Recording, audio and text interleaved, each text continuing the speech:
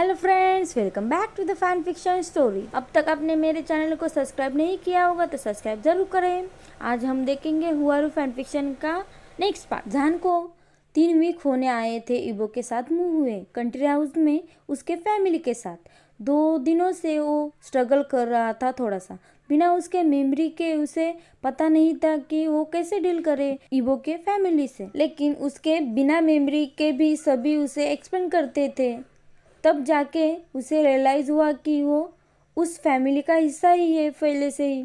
सबने उसे एक्सप्लेन किया कि वो कैसे रहते हैं और कौन से रूल फॉलो करते हैं।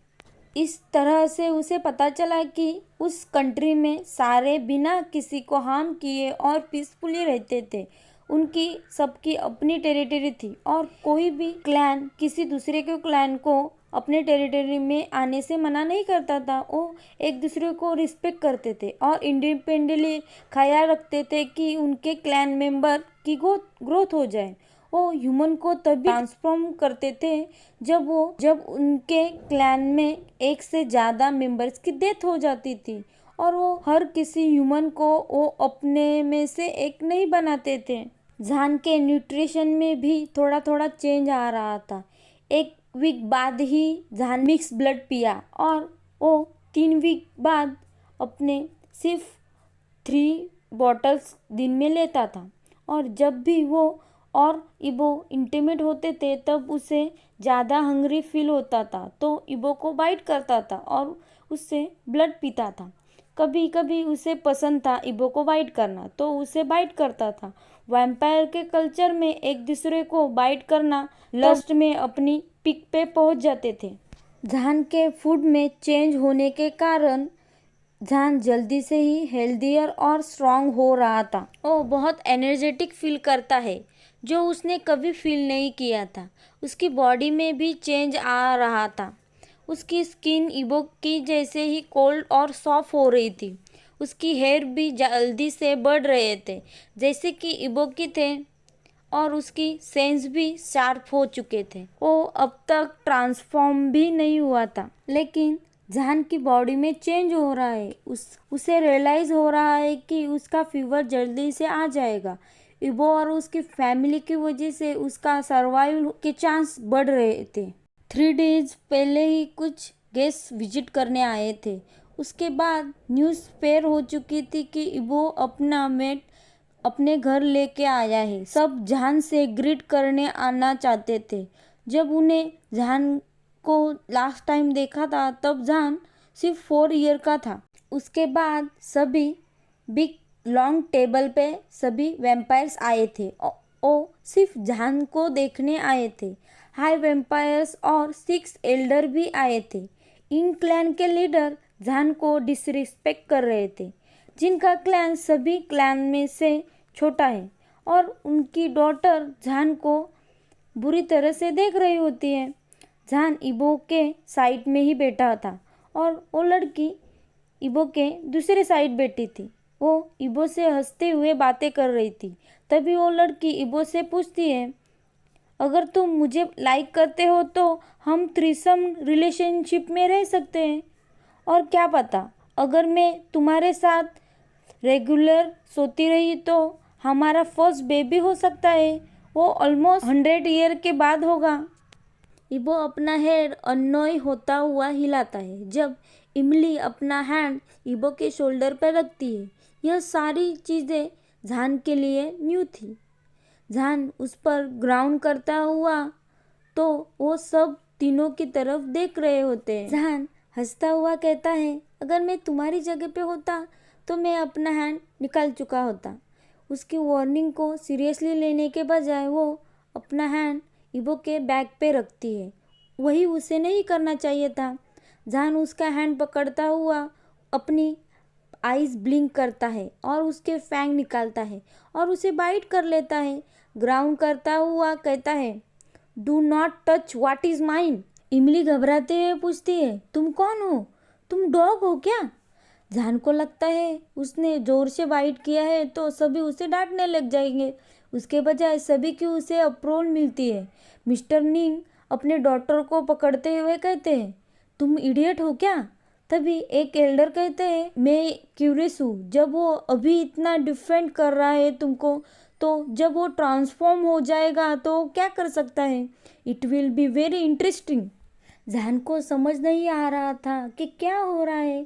तभी इबो के अंकल उसे कहते हैं तुम्हारा रिएक्शन नॉर्मल था, तुम्हें पूरा राइट है, हम प्रोटेक्ट करते हैं जो हमारा है और इबो तुम्हारा है। आफ्टर ऑल तुमने ऑलरेडी प्रूव किया है कि जब तुम छोटे बेबी थे, मुझे ठीक से याद हो तो तुमने इमली को पहले भी बाइट किया है जब तुम 2 इयर्स के थे। तभी इमली गुस्से से कहती है हाँ, उसने अपने लिटिल फैंग से मेरे फोरहेड पे बाइट किया था। तभी सिजुई कहता है वो तुम्हारा फॉल्ट है, तुम तुम्हारा हैंड इबो से दूर रखो।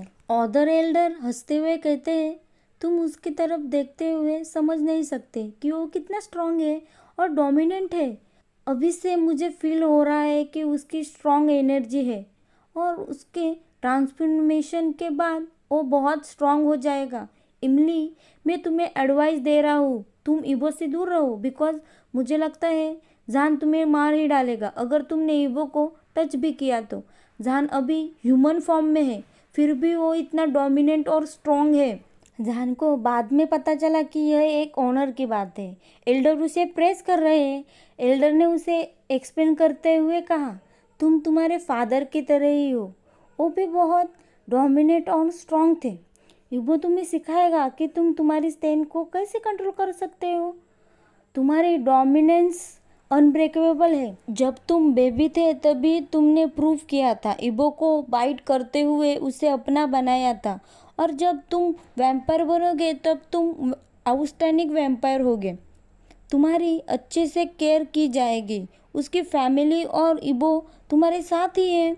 तुमने तुम्हारे लिए आइडियल मैट ढूंढा है, वो बहुत स्ट्रांग और इंटेलिजेंट है, डोमिनेंट है तुम्हारी जैसे ही। तुम सिर्फ देखो जब कोई तुम्हें टच करेगा तुमसे बिना पूछे। जान पूछता है क्या इबो भी उन्हें बाइट करेगा? उन एल्डर का नाम लुई है। वो हंसते हुए कहते हैं नहीं, वो उनकी थॉट को रैप कर देगा। इबो बहुत गुड है नेचुरली, और वो लविंग भी है, केयरिंग है और अंडरस्टैंडिंग है, लेकिन जब वो मेट के बारे में होता है वो बहुत आइस क्लोड किलर होता है।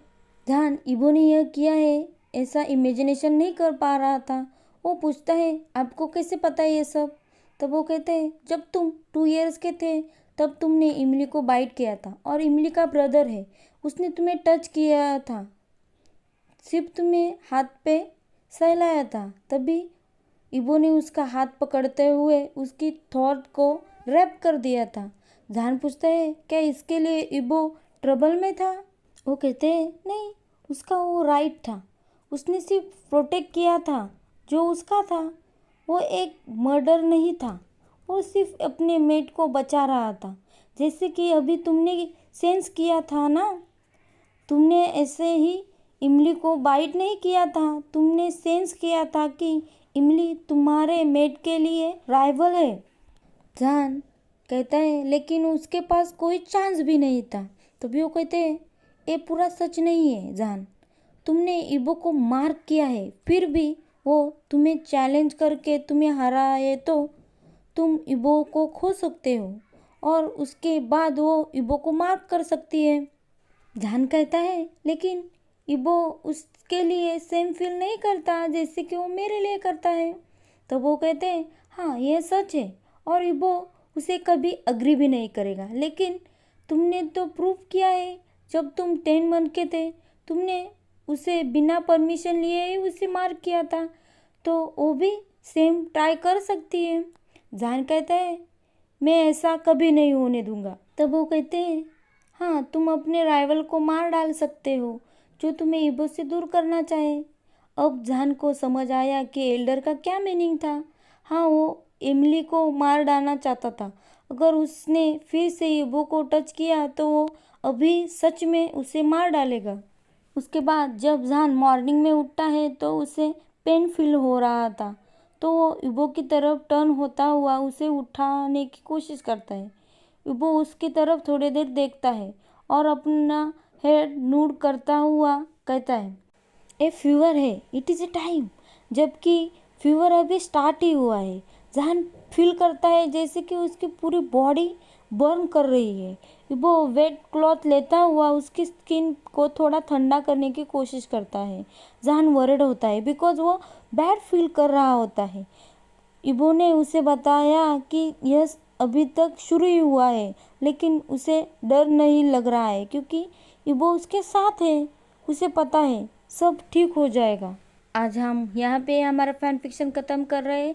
आपको फैन फिक्शन पसंद आए तो लाइक करें और कमेंट करें। सब्सक्राइब नहीं किया होगा तो सब्सक्राइब ज़रूर करिए। Thank you for watching.